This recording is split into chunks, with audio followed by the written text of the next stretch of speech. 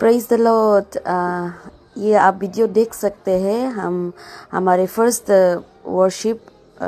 Time हम लोग new group के साथ वर्शिप कर रहे हैं, प्रैक्टिस भी कर रहे हैं और साथ में स्पेशली थैंक्स देते हैं हमारे newly selected our women leaders लोगों को, जो कि इतना सपोर्टिव ना हम लोगों को रिफ्रेशमेंट भी दिया और बहुत ही अच्छा से हम लोग हॉस्पिटलिटी हम लोग को किया।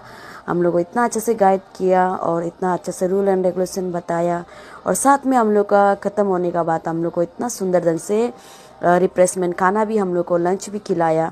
तो थैंक यू वेरी मच हम लोग का CRC वुमेन लीडर्स।